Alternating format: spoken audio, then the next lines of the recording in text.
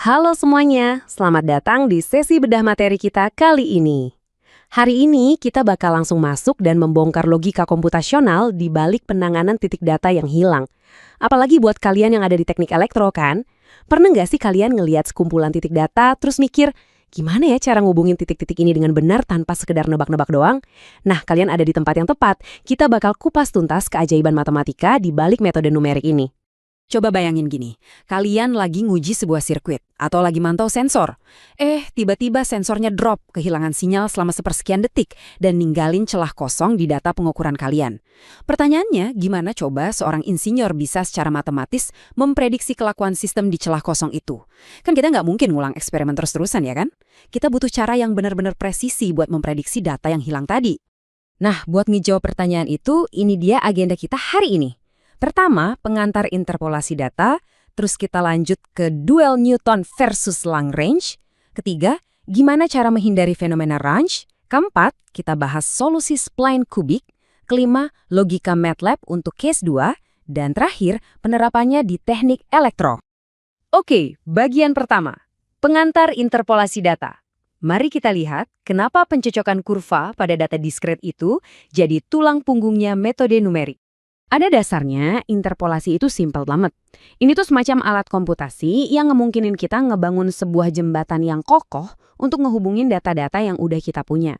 Jadi bayangin, kita punya titik A dan titik B. Nah, interpolasi ini ngasih tahu kita apa sih yang sebenarnya terjadi di antara kedua titik itu.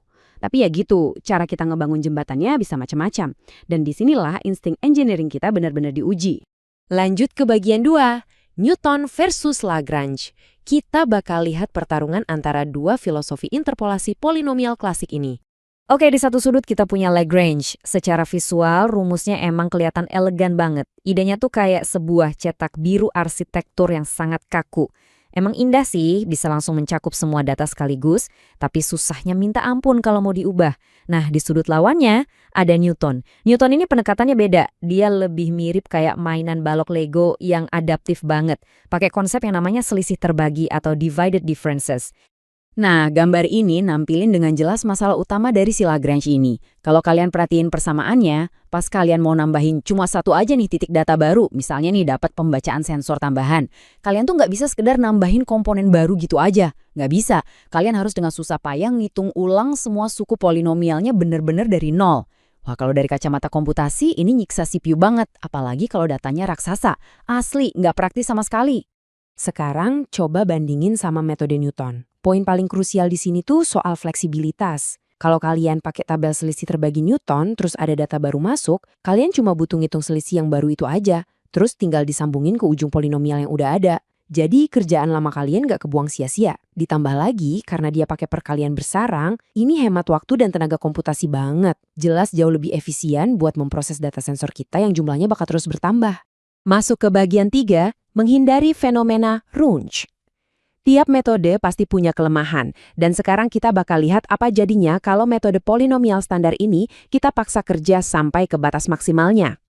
Kenalin nih musuh bebuyutan kita di dunia interpolasi, fenomena Runge. Coba bayangin, kalian punya 20 titik data, terus kalian maksa bikin satu persamaan polinomial raksasa berderajat 19 buat ngelewatin semua titik itu. Di bagian tengah-tengah datanya sih mungkin kelihatannya aman-aman aja ya, tapi coba lihat di bagian ujung-ujung intervalnya. Bakal terjadi turbulensi matematis yang parah.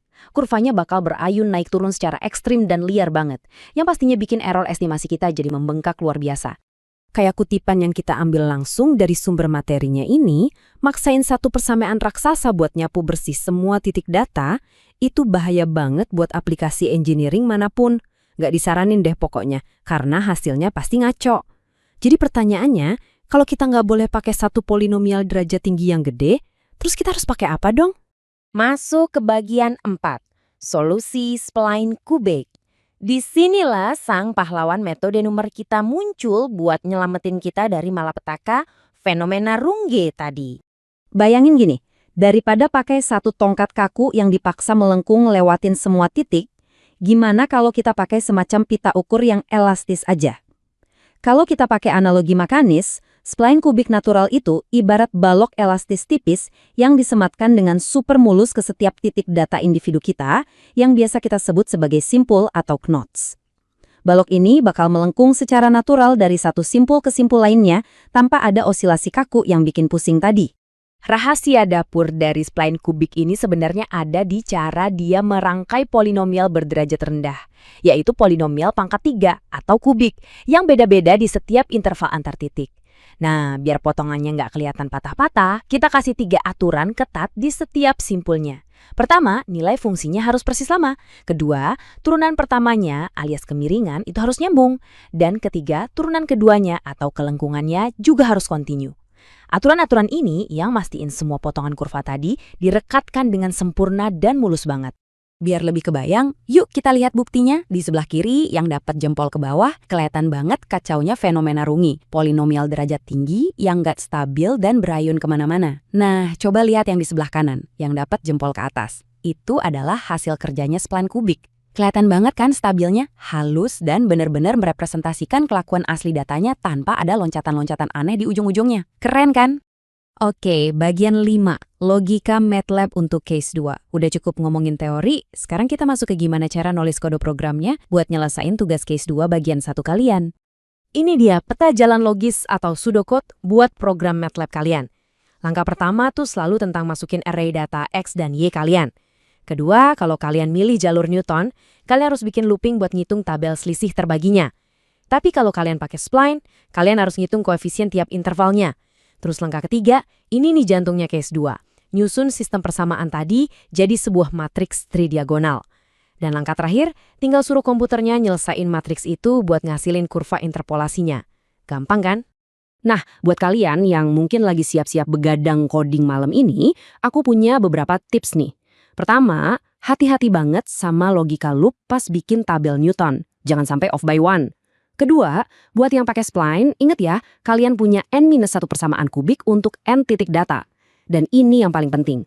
Pas kalian mau nyelesain matriks tridiagonalnya, please pakai operasi pembagian kiri atau left division bawaannya MATLAB. Itu loh, tanda backslash. Fitur itu emang didesain khusus supaya ngerjain sistem linear matriks yang renggang kayak gini tuh jadi cepet dan efisien banget. Akhirnya kita sampai di bagian 6, aplikasi teknik elektro. Yuk kita tarik semua logika matematika dan coding tadi langsung ke dunia kerja kalian nanti. Kenapa sih hal-hal ribet ini penting buat kalian? Jawabannya simple, karena kalian bakal pakai ini terus-terusan. Misalnya nih, pas kalian lagi ngukur komponen nonlinear kayak dioda. Biasanya kan dapatnya cuma beberapa titik data buat karakteristik tegangan arus alias VI. Nah, kalian butuh interpolasi buat nebak bentuk kurva utuhnya. Terus, pas kalian terima sinyal sensor yang noise-nya tinggi atau putus-putus, kalian bakal butuh spline buat ngehalusin dan ngebangun ulang sinyal itu. Oh ya, algoritma ini juga harga mati pas kalian mainan pemrosesan sinyal digital dan data discrete Fourier transform atau DFT.